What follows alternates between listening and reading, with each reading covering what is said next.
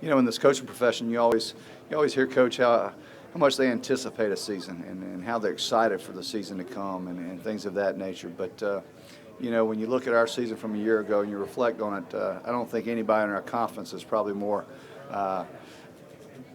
excited in anticipation of hitting the field August 1st, August 2nd when we prepare for our first practice to go out there and really transform what we had from a year ago, which was youth, inexperience, that gained a little bit of knowledge, a lot of heart, and learned the hard way on some tough situations, and see just how we took that, developed it in the off season, and move it right forward into our new camp, our new fall, our new season.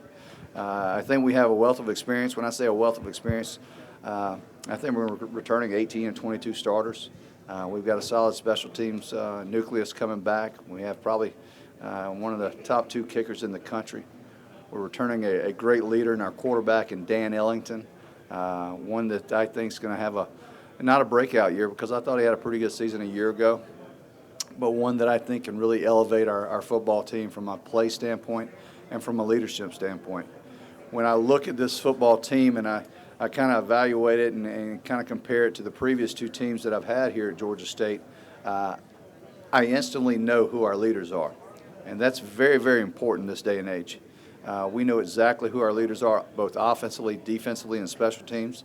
And that's a real comforting feeling that you don't have to go in each and every week and try to demand leadership and try to grow and develop leadership on a week-to-week basis.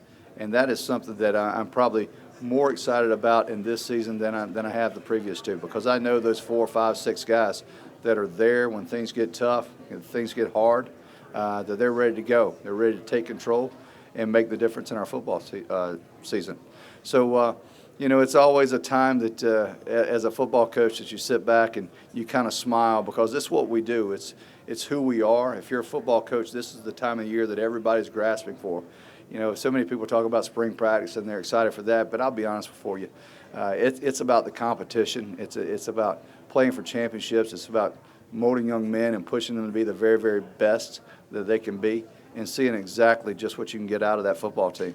And that's where we are this year. A lot of unknowns, but like I said, we do bring back experience. We've got a good football team, I think, and it's going to be a good competitive football team. Any questions? Sir. Andrew Zimmel, University Star. You talked about Ellington coming back. How big of a deal is that for you guys? Well, certainly. I mean, every good football team has, I think, one common denominator. That's a good quarterback. And that good quarterback has to be a good leader. And I think we have that in Dan. Dan was a guy that stepped onto our campus a year ago, won the starting job, did well, but after a year of experience, after a year of being around our team, he has grown in so many different areas, from a knowledge standpoint of the game, from a leadership standpoint on how he can take control of our football team, whether it's on a practice field or in a game-type situation. And he's elevated his football play. He had a fantastic spring, as most everyone would say. They all did. But I look for Dan to be a primetime player in our conference this year. Hello, Coach. What was your decision-making process in selecting Brad Glenn to be your new offensive coordinator? And I might as well also ask about your new D-line coach, Lawing. Yeah. Well, in hiring Brad and Glenn had a prior relationship at Appalachian State. We worked together for, I believe, 4 or 5 years at Appalachian State. At the time, he came in to coach the wide receivers, coached our inside slot receivers, and then ultimately became the quarterback coach and play caller there at Appalachian State. We had an outstanding quarterback play during his tenure there, and he has continued to do that with his offenses at Western Carolina. I believe there's, and don't hold me to this, but I believe there's 4 or 5 quarterbacks that have actually rushed for 1,000 and thrown for 2,000. He's coached 2 of the 5 in NCAA history. So this is a guy that knows how to get production out of that position. And we feel like we've got a man in that spot that can go out and do it on the field. And he was just a perfect fit for myself from a comfortable standpoint, knowing that, hey, we can communicate really well because we've done it on championship teams before, that bring him in and do it here at Georgia State. And like I said, once he walked in, it was a no-brainer. We were very comfortable. Everything moved very smoothly. Our players generated and gravitated towards his coaching style, and it was really a home run hire. As far as Coach Long, our defensive line coach, Coach Long is no longer with us at Georgia State due to health concerns, and we have hired Travian Robertson as our defensive line coach.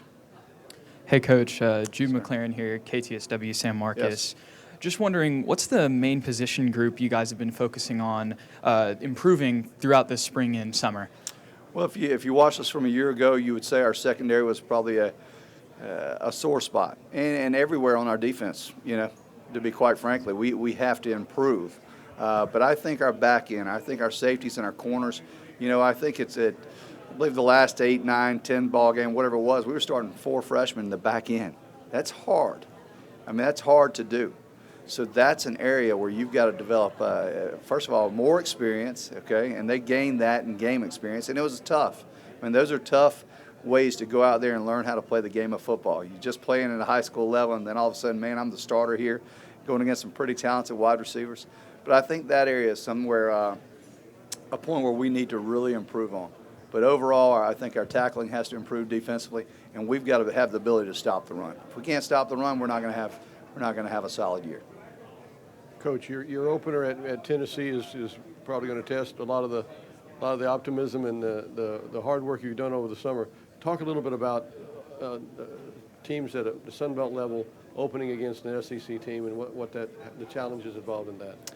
Well, the challenges is it's SEC. When you open up against a Tennessee and Alabama, South Carolina, Georgia, or whoever it may be in the SEC, you know how they recruit. And for myself, coming from in the SEC, I know exactly what type of players they're recruiting. They're recruiting the best of the best. I mean, they're fighting for the top-notch players in the country. And so when we go up there to Tennessee, we look to grow as a football team. And it doesn't matter how it goes. That one game won't make or break a football season. It won't break our spirits. If anything, it's going to engage us into a new level of excitement moving into our conference season. There's a lot that can come out of it. A win's the number one thing that we want to come out of it. But I think it's a challenge. I mean, you're going and challenging a great fan base, a storied program, and I think it's an exciting game for our football team. And I think we probably hit them right at the right time, too. Sir.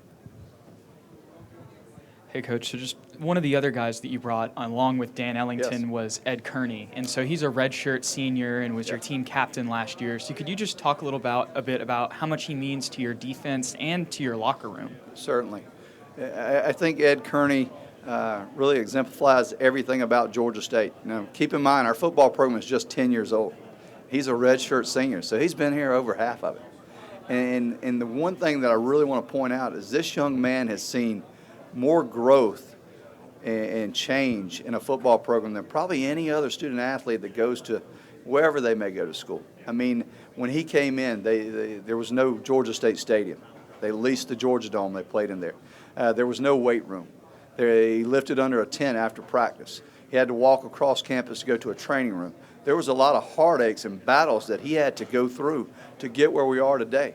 And he is solid and steadfast and been right there, very competitive, a great leader, a great young man in his academics and everything to see it through. I think, if you look at a guy like him, you would say, I'd want that guy on my team wherever he is. Because a lot of guys can turn the shoulder and say, oh, it's easier over here. They have this, they have that. I'm going to go over here. I may leave out of here. But he stood right there with us. And here he is, and he's seen the first bowl win in school history, something that, at that time they didn't even think they would see. So to have that knowledge, that leadership, and someone that's been through the battles that he has, that he's got the scars on him to prove it, man, I love those types of individuals. And that's what I'm talking about. When I said we have the leaders already in place, I don't have to go find those leaders or try to develop them week in and week out and say we need that leadership. He's got that leadership. He doesn't have to say a word to know what our team, the pulse of our team is, or to get a reaction out of them. They look to him for that. Yes. Kevin Foote, Acadian Advocate. Coach, with that kind of kid in mind, what are your thoughts as far as the direction we're going in college athletics towards what some would call free agency, or through the portal, and maybe even beyond that? Well, I think this in this day and age, it's very easy for someone to pick up and move on. I mean, it's just And more importantly, it's those that do that, you probably don't want them on your football team anyway. I like the Ed Kearneys, the guys that stay with you, that tough it out. Listen, every single day is not going to be a great day, and I'll tell every kid that I recruit. It's not going to be just peaches and cream all the time, but those that stay will reap the benefits. The tough days and the heartaches, man, it makes those victories so much sweeter. And I don't think the ones that go and transfer, that are looking for the easy way out, will ever experience those great feelings that the young men that stay do.